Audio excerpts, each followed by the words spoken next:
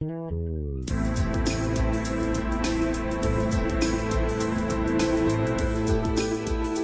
I'm Terrence McNally, and welcome to today's podcast.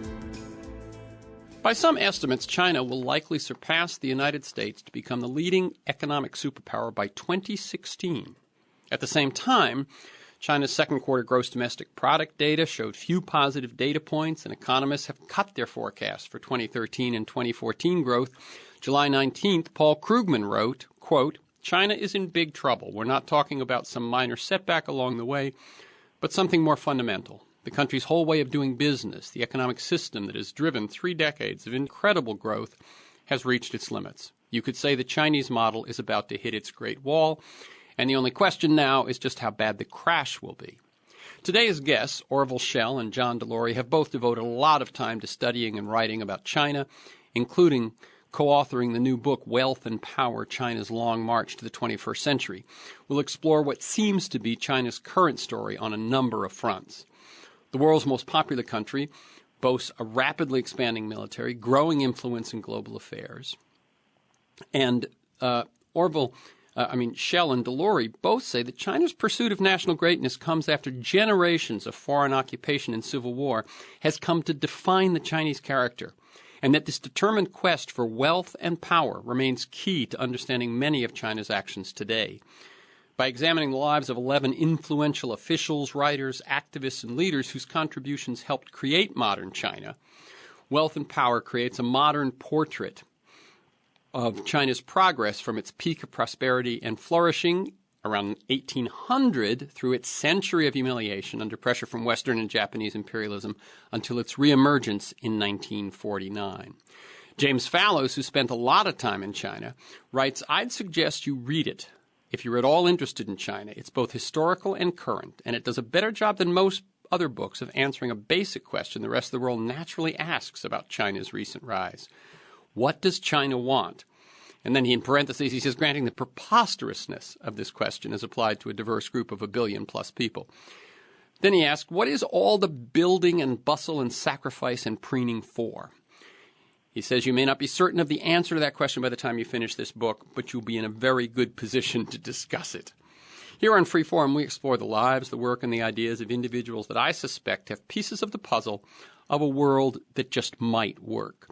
We look at new, innovative, and provocative approaches to business, environment, health, science, politics, media, culture, all based on the fact that I believe we can do better, and I want to know how.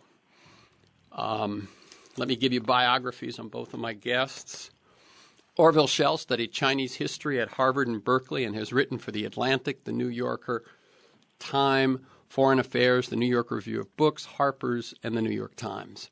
Formerly the Dean of the Graduate School of Journalism at the University of California in Berkeley, he is currently the Arthur Ross Director of the Asia Society Center on U.S.-China Relations in New York City.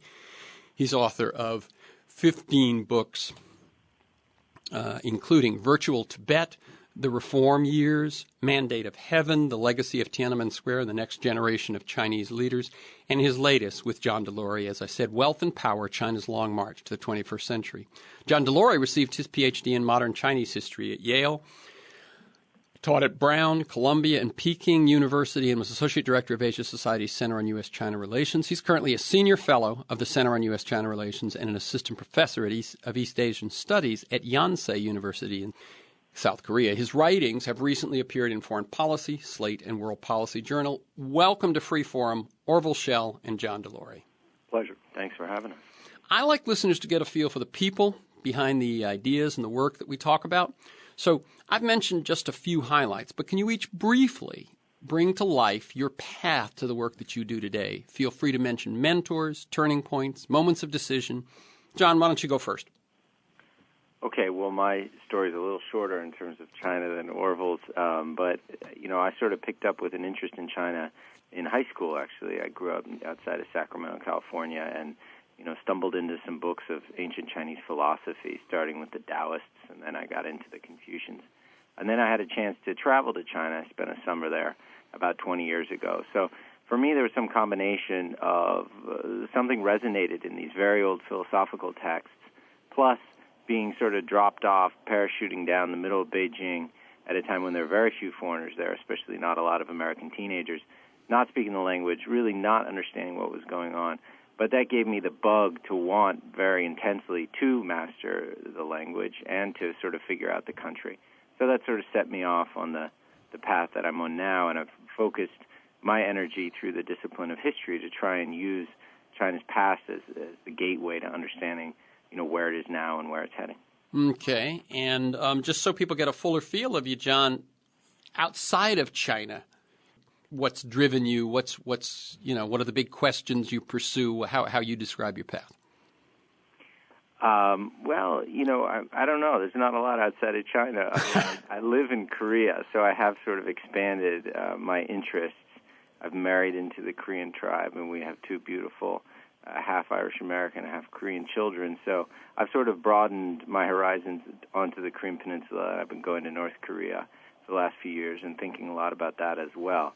But I would say I'm pretty deeply immersed in East Asia, in the questions really that I started to think about as a high school kid. Very good. Oliver Schell. I sort of stumbled into China as a student at college, and ultimately I think the fact that you couldn't go there was quite an alluring sort of proposition. It sort of begged you to keep trying to see if there's in some way to sort of breach that wall. I ended up going to Taiwan to study Chinese and spent a lot of time in Southeast Asia and Indonesia, and then finally did go to China in 1975, which really was before China started to change. In fact, the Cultural Revolution was still going on. And I think even once I got there, there was this kind of very impermeable membrane between us and them. And I probably, having a penchant for lost causes, this did sort of, I think, have a strange allure because it raised so many questions and made me so curious about what actually was this place all about and how could I better plumb it and understand it. So ever since then, I've been seeking to do that. Before delving into a number of specific areas I want to cover during the course of the interview, let me ask you the question Fallows mentions in his comment. What does China want? What is all the building and bustle and sacrifice and preening for? John. Well, as he says, how do you summarize 1.7 billion people? But what we try to do in our book is to break it down to 11 people. So we structured the book around this group of figures who we think can help tell the story of what China has wanted in its modern history. And so the short answer to that question is the title of our book, Wealth and Power. This is the phrase fuqiang in Chinese that, like many Chinese phrases, was coined 2,500 years ago, but resurfaces in the 19th century quite dramatically. And this becomes a kind of, it's almost a quiet rallying cry for generation after generation of reformist intellectuals and thinkers, as well as political leaders. And what's so striking to us and what we sort of map out in the book is how across this broad spectrum of people who wanted to change China, Chinese who wanted to change China, the one point they agreed on was that their goal was to restore the nation to strength and prosperity. So, that's at least part of the answer to the question that Fallows poses, is indeed the title of our book. What China has wanted is wealth and power. Now, as they seem to achieve it, it sets up a whole new set of questions is, wait a second, once they have wealth and power, once they're rich, how do they want to spend their money? Once they're powerful, how do they want to exert their power? Do they have principles that they stand for?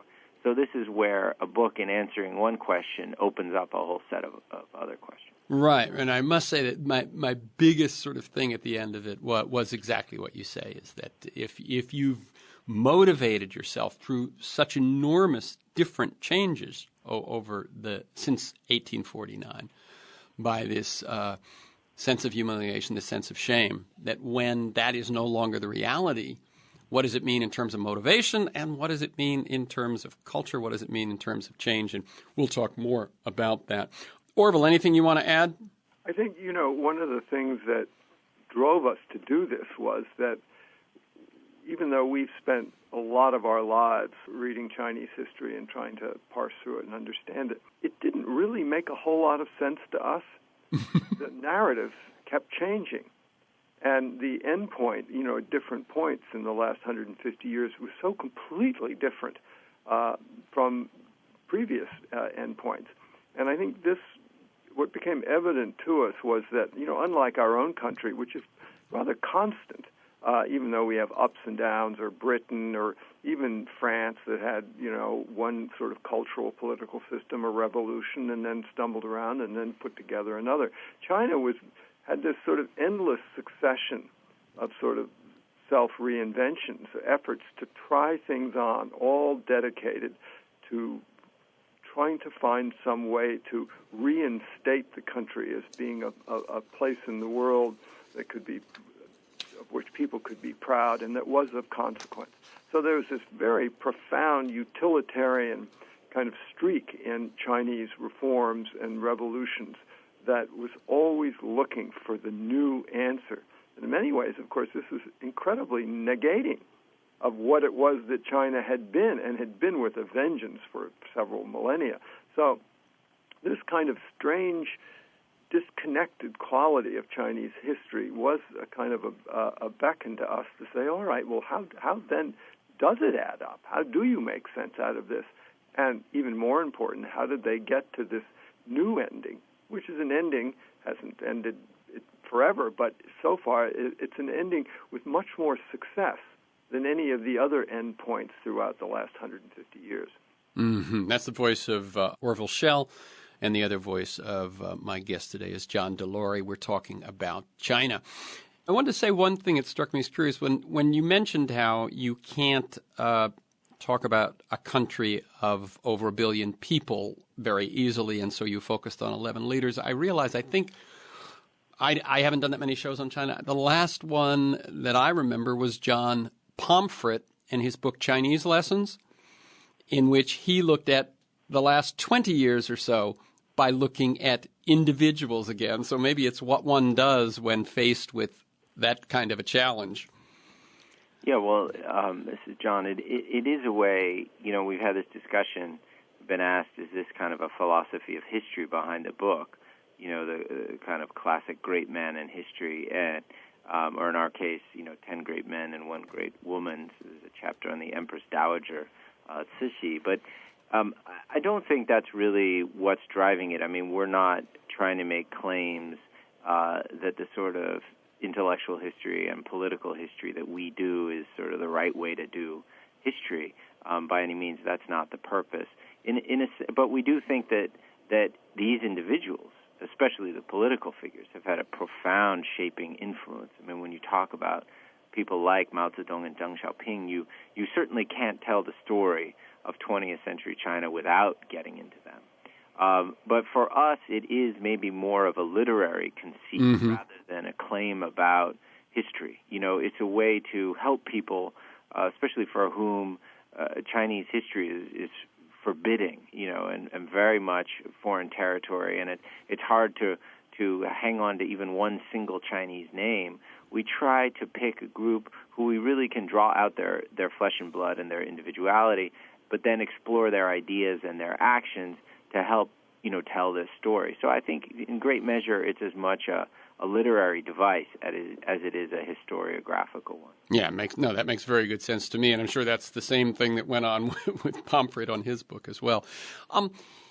You've alluded to it. Let me just set this up. China has an ancient culture, at least 4,000 years old, compared to the U.S. of 300 to 400 years.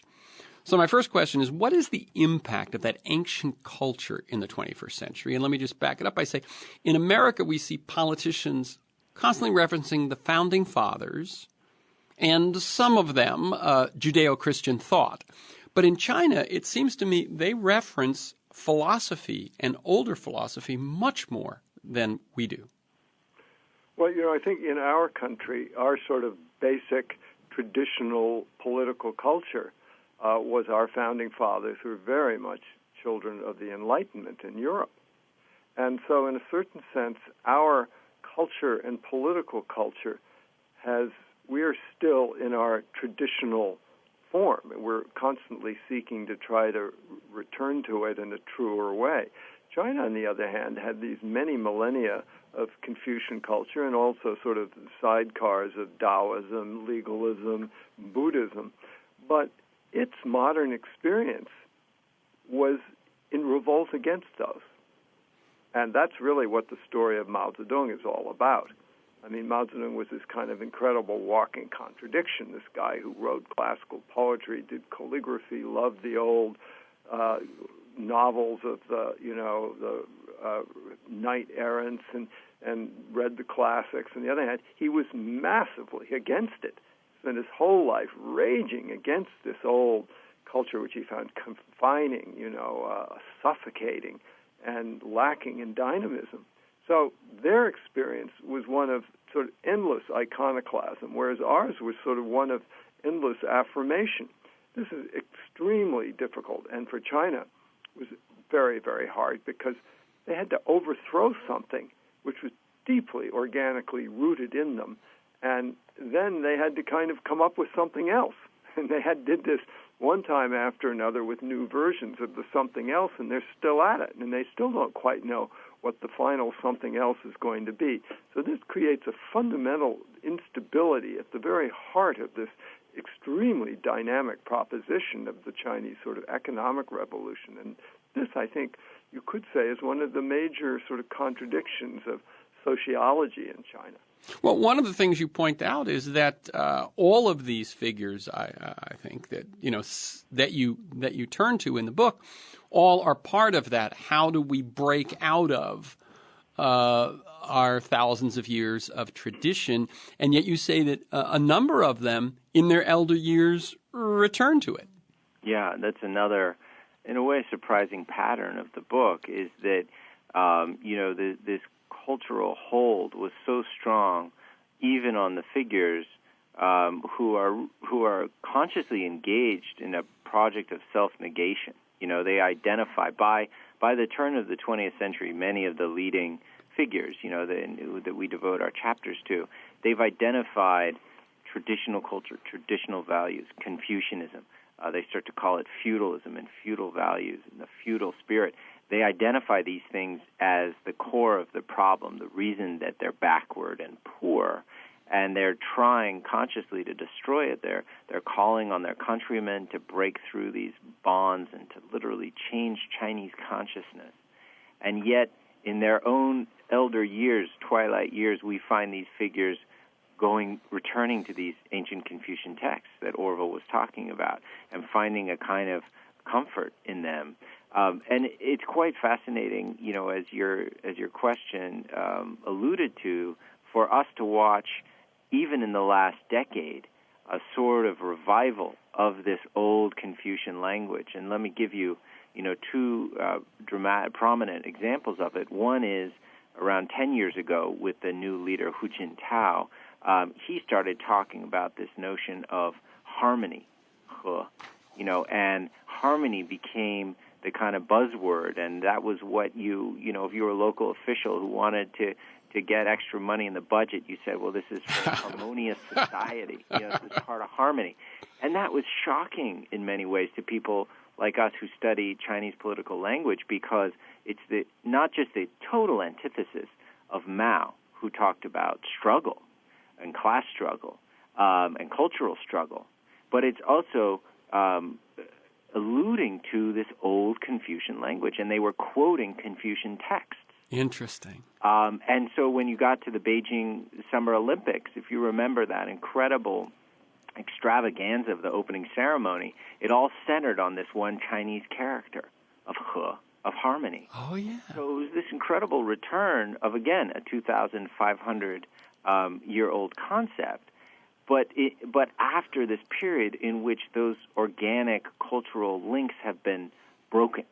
So as Orville suggests, it's quite different. On the one hand, there is a sort of analogy to the way in which Americans would cite founding fathers, but it's quite different. You would have to imagine that the United States went through a period in which they utterly rejected the Constitution and trashed the basic principles of equality and liberty and all these things, and then somehow later, strangely, started to come back to it. So that's what we're seeing in Chinese political language now. It's quite surprising. Well, as far-fetched as to say that is, one could say that describes the South, who on the one hand did trash the Constitution in the Civil War, and probably are the most traditional, where the most traditional thinking about the Constitution now emerges. This is Free Forum. I'm Terrence McNally, and the voice you just heard was John Delury. The other voice today is Orville Schell. They are authors together of Wealth and Power, China's Long March to the 21st Century. You can learn more at Orville Schell, ORVILLESCHELL, ORVILLESCHELL.com, and more about the book at ChinaWealthPower.com. I want to read just a couple of things about Mao, since you brought him up, Orville, and let's focus on him as someone who exemplified in, as you point out, in some sense, the most successful attack on the humiliation and the shame. And you suggest much of Mao's destructive legacy should be viewed less through the prism of radical Marxism than as an attempt to exorcise Confucian passivity. And you quote Mao, founding the People's Republic in 1949, "The Chinese have always been a great, courageous, and industrious nation. It is only in modern times that they have fallen behind. Ours will no longer be a nation subject to insult and humiliation." 1949. You quote scholar John Fairbank, "In the old society, teachers were venerated by students, women were submissive to their husbands, and age was deferred to by youth. Breaking down such a system took a long time because one had to change one's basic values and assumptions accepted in childhood. The times called for a leader of violent willpower, a man so determined to smash the old bureaucratic establishment that he would stop at nothing." Speak a bit more about Mao's sort of paradoxical role, the most destructive, and yet once that era is over, once we come out of that, he's in fact finally shifted us perhaps into the future and set up this, as you say, instead of preparing China for the version of utopian socialism, he instead paved the way for China's transformation into exactly the kind of capitalist economy he most reviled during his lifetime. I'm quoting you again, but also a nation that Mao, like every modern Chinese reformer before him, dreamed of fashioning a strong and prosperous one. Yeah, I mean, in this sense, Mao, there's an enormous paradox in Mao, his sort of savage, brutal revolution, which was consecrated towards sort of pushing China into a Marxist utopian conclusion, ends up with the counter-revolution of Deng Xiaoping and sort of a marketization of the country and sort of Leninist capitalism. And I think, you have to really understand Mao and, what he may have kind of inadvertently accomplished. You have to look at, one predecessor that we write about, who most listeners probably haven't heard of, but Chen Duxiu was a man who founded the Communist Party. But originally, he had studied the imperial to pass the imperial exams and become an imperial official. Then he rejected that. And then he rejected tradition, his whole sort of education, all of his classical learning, and he became a very ardent Democrat, a believer in democracy and science. Well, that didn't work out too well.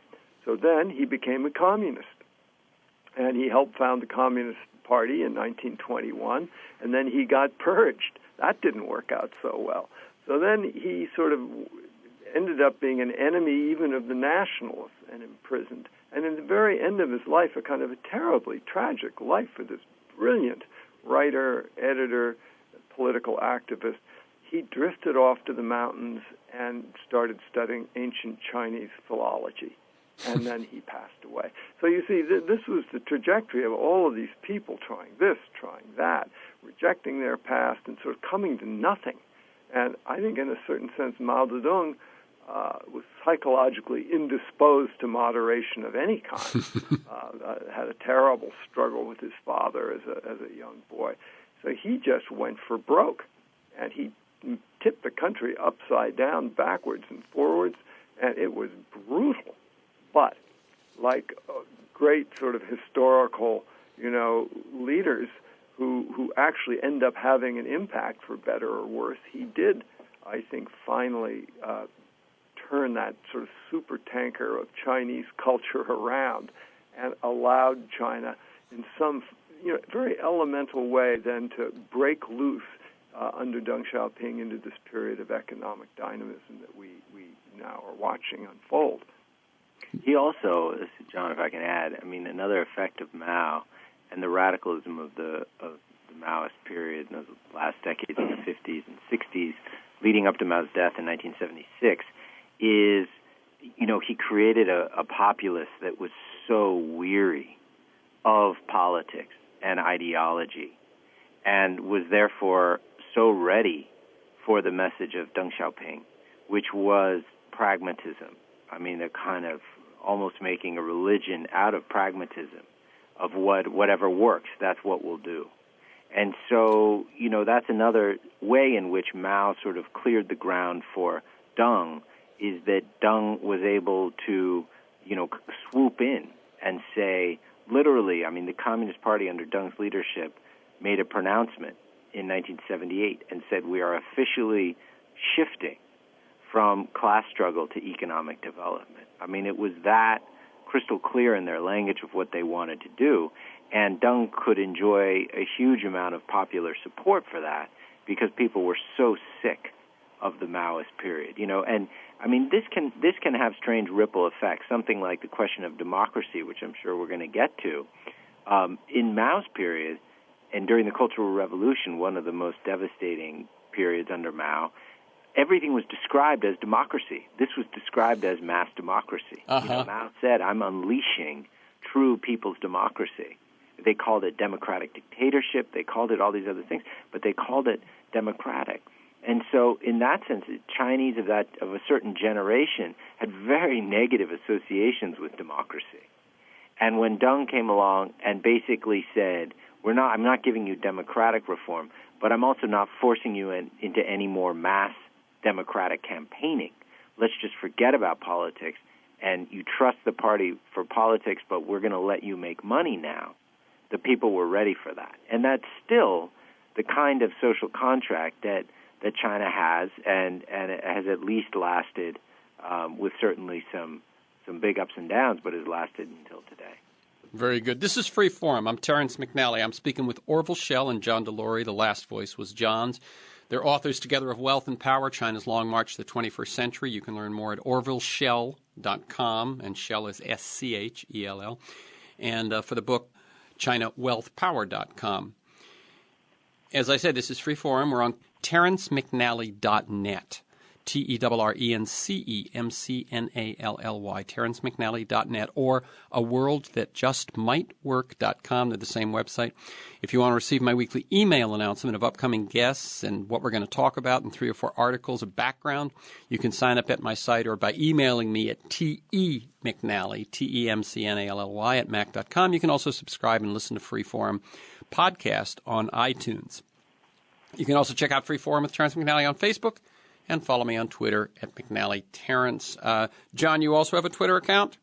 I believe I do. Just John Delury. Very simple. And that's DELURY. Correct. Okay. We're going to go into more specifics, democracy, economy, etc. But I wanted to just, as we leave sort of the big notion of your book as the focus, I wanted to mention a couple of things. Unlike the U.S. celebrating the 4th of July or France Bastille Day, the inaugural exhibition at the National Museum of China in Tiananmen Square, splashily reopening in 2011, was called The Road to Rejuvenation, and it treated the Opium War as the founding event of modern China. In your research, you found that this idea of national rejuvenation is the current and modern Chinese intellectual thought we've been talking about. Now, President Xi Jinping recently added a new dimension by introducing the notion of a China dream. What does he mean by that? Your thoughts about that? Is that going to be a shift? Well, this is good because I promised earlier, Terrence, in our discussion, 2 examples of how Confucian language resurfaces. And harmony was one. You come back to me with the second one. All right.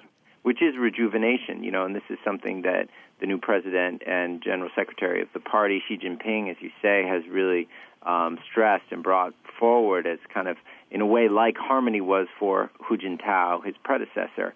he's talking about rejuvenation. And this, too, is a very old word, that goes back to ancient times, and you see it in different guises, and it's something that many of the figures in our book talk about, that they were hoping for some kind of zhenxing, which is another sort of term for fuxing, the term that Xi Jinping used in the Chinese for restoration. So again, we're seeing this phenomenon of old language resurfacing in contemporary times. Now, the China Dream is a little bit different, because the China Dream does not sound old. It has no Confucian antecedents. To a classically trained Chinese, it sounds almost a little corny. And I think, Orville will have reflections on this, too, because both of us are asking, on our trips and in our contacts with Chinese friends and interlocutors, everyone's asking the same question: what is a China Dream? What does this mean? And at this stage, one thing that seems clear to me is that there's a sort of strategic ambiguity in the term. Xi Jinping is leaving the definition open-ended so that people can pile in their own meanings. And so the China Dream is kind of what you want it to be. There's some of that going on. At another level, and this is explicit in his statements about the China Dream, at a kind of national level, although the language is new, the meaning is utterly consonant with what we talk about in our book, because the dream that he will say we're now going to achieve is restoration of wealth and power. So you see how this kind of formula all comes together even into one sentence of the language that the Chinese leadership is using, that they are basically finally realizing this teleology, this goal that has been driving China through its modern history through the last 2 centuries. They're finally realizing the restoration of national wealth and power for the whole country, and that's the China Dream. So in the China Dream, you put a heavy emphasis on the China part. It's different than the American Dream that Orville might want to talk about. There is something much less individualistic, more national, to realizing something for the collective unit, not so much for the individual. Orville? I think that's. I mean, we love our American dream, but it is very much an individual dream of pulling yourself up by your bootstraps. The promise that every immigrant, every American has that opportunity to individually and personally realize a better life. And China has certainly provided that for a lot of people, and one must note that and acclaim it. But I think what Xi Jinping, the president, really was referring to was the dream of the greatness of China as a collective entity. And this is something that goes back through every single leader, from Mao to Chiang Kai-shek to the Empress Dowager to Liang Qichao, reformer at the turn of the last century, is that idea that that was the dream. In fact, it's very interesting. We start our book with this reformer at the turn of the last century, Liang Qichao, who started to write a novel. And his novel was really a dream. He was dreaming. It was a science fiction kind of dream about what China would look like in 60-odd years, 60 years, I believe it was. And it was exactly this. It was exactly, in a strange way, what China has become. No kidding. But he couldn't imagine it. He could imagine it, but he couldn't imagine China would ever actually attain it. Mm-hmm. For him, it was truly science fiction. It was, and that was the only sort of succor he could take, was to dream it. Yeah. Because it's so elusive in reality. Wow, interesting. Yeah, you guys both went back to it, but as soon as I saw that Chinese dream, I thought, how does this compare, and is this some sort of a resonance with the American dream? I mean, I have not made a study of it, but are there many cultures or nations that claim a dream? I think the Chinese idea of a China dream is a little bit derivative, from Martin Luther King and the American dream. But I think it is a way to kind of an effort by the party to sort of motivate people and make them think that the party has an actual purpose, that has some sort of destination in mind for everybody. So it's an important thing. And as you point out, when you say something like dream, you do leave it open, and so it's basically saying, forgive me, but it seems to me it's saying to the country, imagine your China. Imagine the China we want to be, rather than this working backward from the China we don't want to be. Exactly. I think there's a hint of, it's a space that wants to be occupied by a certain idealistic projection of everyone.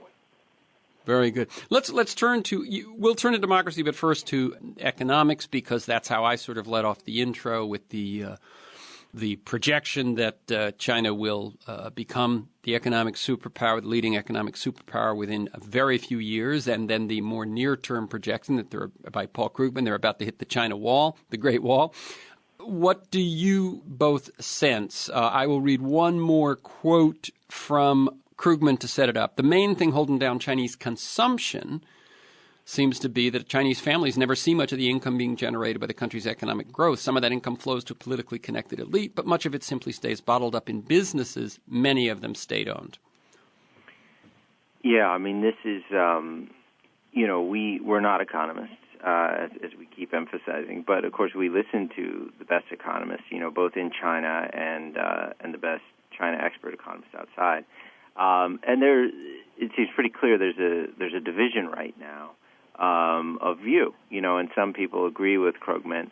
My sense is still that the majority of economists who really work full-time on China, unlike Paul Krugman, right, who works full-time on Krugman. No, go ahead. Yeah, no, but I mean, he's a great, you don't want to bet against Krugman. Right. I mean, I have my students read his stuff that anticipated the Asian financial crisis. But you also have to be careful when you bet against China. Yeah. Because, the Chinese economy has defied a number of these predictions really for decades. And so economists have had to not rewrite their textbook, but rethink some of their premises and also rethink their analysis. So what I see right now among economic experts of China is I don't think most people are yet with Krugman in seeing that, the writing is on the wall and the end is near. Another thing that's important to understand is that, and this has been going on for years, the best economists in China have been talking about the need for structural transformation of their economy. And there's been a recognition that that kind of structural change is probably going to come along with a slowdown in GDP growth, because the growth rate is driven by the model they have, which is an export and investment-intensive model. So, there are also many, both in China and outside, economists who say, well, yeah, this is not great, and this is going to have some negative effect even, of course, on the global economy, but really this is the kind of change that China needs to go through. This is that rebalancing between consumption and investment, and between export and an internal middle-class economy. That's right. Yeah. And, they dealt pretty skillfully with the started with the U.S. credit crisis and became global financial crisis, and China hit the accelerator and put out a huge, stimulus package. But then that stimulus package, which was praised by economists for being pretty effective, also contributed to their problem of local debt, which they well know is a big problem. So, I mean, they're like most economies in the world, they are sailing through Scylla and Charybdis here. But my sense is, from reading the people who are crunching their numbers all the time and thinking about it, is that even a Paul Krugman and others may have leapt to conclusions by focusing too much on slowdown in GDP and not looking at the whole complicated mixture of factors that are involved in China's, sustained economic growth. I think they're still relatively early in a very long process of economic development. And when you go there and travel around the country, you see how there's still so much growth potential and the incredible energy that people have, how hard people work as individuals and as families.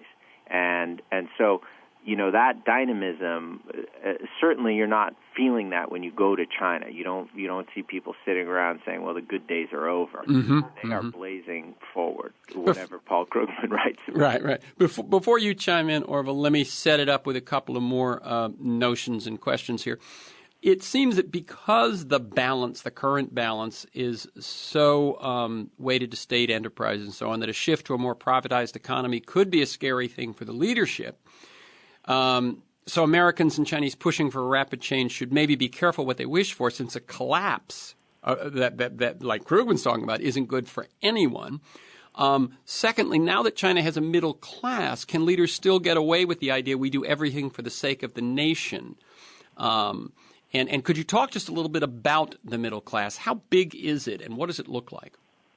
Well, I think at this point of our sort of globalized world, whatever you may think about Chinese communism, the party, its authoritarian bent, the way it treats its people, et cetera, you would be very foolish to wish for a collapse of the Chinese economy, much less China itself, because we're all so interconnected that it would have profound implications on Europe and America and every place else. So, like it or not, we are kind of joined at the hip here, and this means we do have to work out our problems one way or another. And China's sort of economic reform is in a certain sense in the interest of the United States as well. Just like their foreign investment now, as it moves out abroad in greater and greater numbers of dollars, is going to influence our economy. So that I think is the first point to note. On the other hand, I mean, I have had many occasions over the past 25 years when I've thought, well, how does this thing work? Why does it work? How can it continue to work? And then you hit a speed bump someplace and you think, oh boy, here we go. China's going to buy the farm this time. Well, they haven't. But there are a tremendous number of unattended to contradictions and problems that are building up within the Chinese system, economic and otherwise. And that's really the question, that at some point, I mean, China's kept moving at this amazing rate and changing its direction, shifting course, as the winds change around it. But right now, it's a little unclear whether this new leadership will have that kind of prerogative to act as boldly as people like Mao and Deng were able to act, to kind of catch the next prevailing wind as it moves in. So they're in a very sort of switchy territory. They've pushed forward a lot of problems, and they've been so sensitive about maintaining stability that when you're so worried about stability, sometimes you can't get to the kinds of real reforms that will best assure your future. So it's a weird contradiction of a lot going on, a lot to be esteemed, a lot to be kind of recognized, and massive problems, environmental, structural, rich and poor, you name it. I would not want to be a leader of China having to solve these problems right now. Right. Let me just read one other thought I had about the middle class, which is that in the U.S. we've seen the middle class vote against its parents' interests because they assume they will move upward. Now, in China, while there is a huge poverty class, there has been mobility. Do we see the same kind of thinking there among middle class, that they're going to be the next ones to jump into the wealthy? Yeah, I mean, to go back to your general question on this one about the middle class, I mean, it's hard to give a single number, and of course the definition of the middle class itself can be open-ended in other countries as well. I mean, are you middle class based on income or because you say you're middle class? I remember at one point a poll in the United States where 80% of Americans said they were middle class. Well, okay, you could have another model where that doesn't make sense. Right, so, you'd have to be in Lake Wobegon, I think, for that. Yeah, right. So a lot of middle class, and really the whole definition of class, is about the perception, as you're talking about, both of oneself and of your trajectory and what you expect of your children. This comes back to the American dream. The American dream, one way of defining it is that my kids will do better than I do, and that there's an equal opportunity for them to achieve. So, you posed, I think, a very thoughtful question. How does the middle class relate to this core concept of our book, of this sort of national project of wealth and power?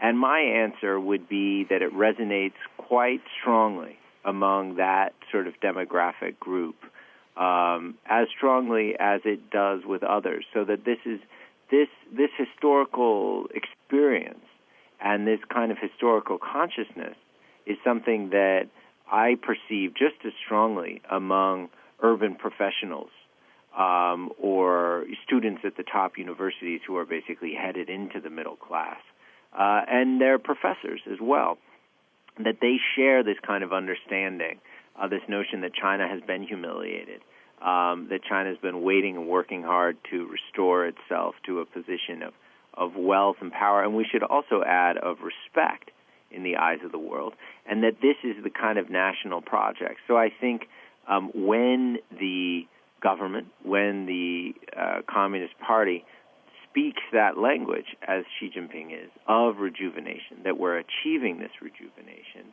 that's something that works for that huge, hundreds of millions of people who are entering the middle class or think of themselves in the middle class or aspire to middle class status. And so I think that's a very important part of the picture.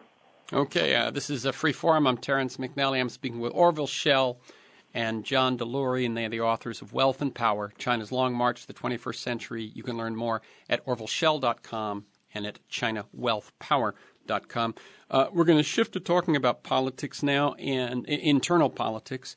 And I'm going to read again a little bit to set it up. These are your own words, Orville Schell.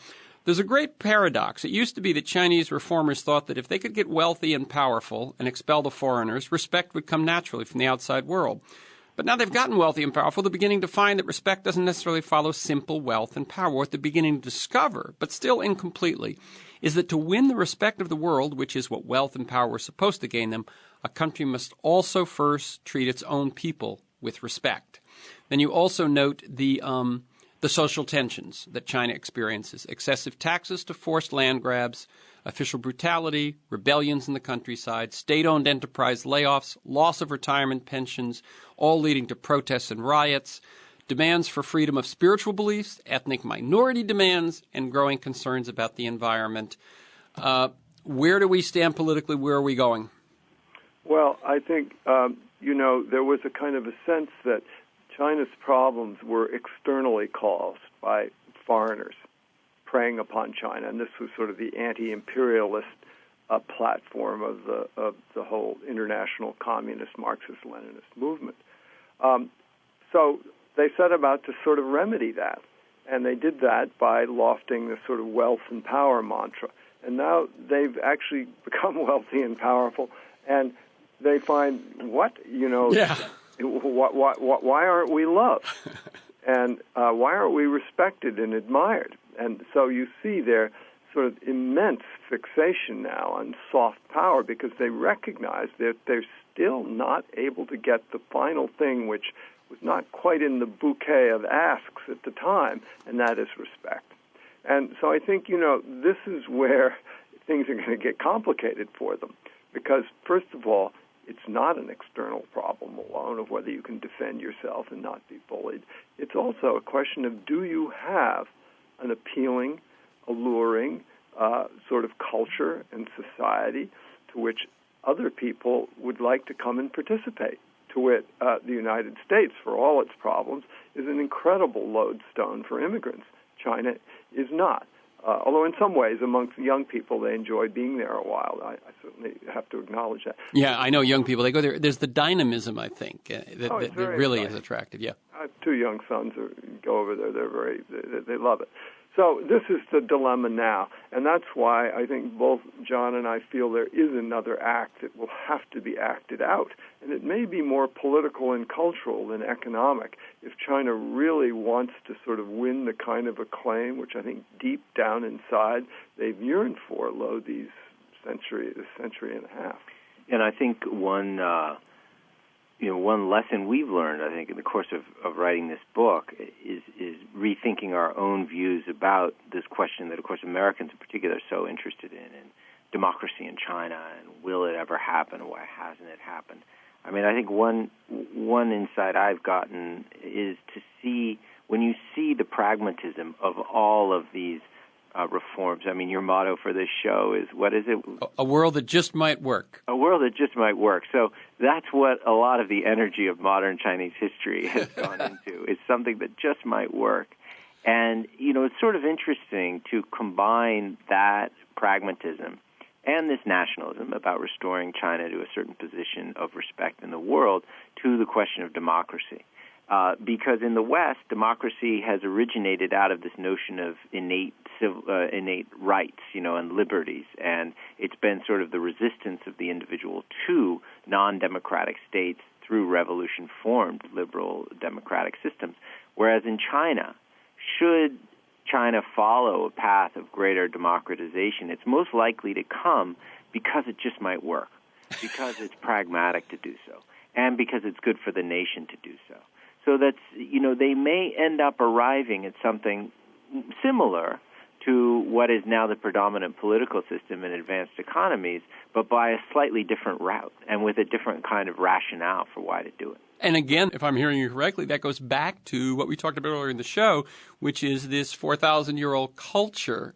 We go back to the Enlightenment, and thus individual rights, private property, those sort of things are the seeds of democracy. To find the seeds of democracy in their culture is a different set of seeds. Yeah, I mean, it's very tough to go through the bad earth there of ancient Confucianism and find real democracy. But what you do find are a lot of political values about good governance, about running the economy and the welfare of the people, and the notion of a benevolent ruler. So there's plenty of grounds not for democracy, but for the notion of good government. And that's something that Chinese reformers have drawn on in this modern period. Finally, let me ask one. I think I only have time for one last question. We've got about a minute and a half to answer it. Either one of you take it. It's not one of these big summation questions, but it's one thing I want to touch on, which is rule of law, corruption, private property, intellectual property rights. The thing to me that always seems to place – I mean, we've been talking about democracy and a change politically in one sense. What about this one? Well, this is official mantra of the party, is that they want more rule of law. And in many ways, they're seeking it and implementing it. And, when I first went to China in 1975, there weren't even any courts. So it's much, much better. However, the party still trumps law. And this is one area, I think, that where reforms are urgently needed. And if you speak about soft power being respected, much less being loved, you really do have to afford your people, I think, in this modern world in which we live, the right to seek redress of grievances in some organized, systematic way. And this is something that so far eluded China in large measure. And I don't think China is going to feel it has arrived, the end game of this great, epic century-and-a-half quest, until they have a stronger sense of their own justice towards their own people. Okay.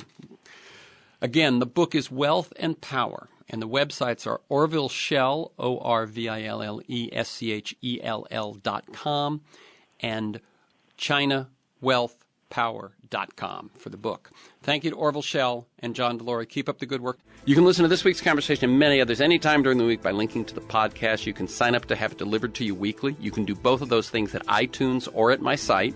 For podcasts, articles, and transcripts, and to join me in pursuit of a world that just might work, including looking at my work with story and narrative in organizations, go to TerenceMcNally.net, TerenceMcNally.net, or aworldthatjustmightwork.com. They're the same website. If you want to receive my weekly email announcement of upcoming guests and issues, and usually 3 or 4 articles of background, you can sign up at my site or by emailing me at temcnally, TEMCNALLY at mac.com. Thanks to G, my engineer, Stan Mizrahi and Mark Maxwell in production, and to you, my listeners. I look forward to being with you again next week.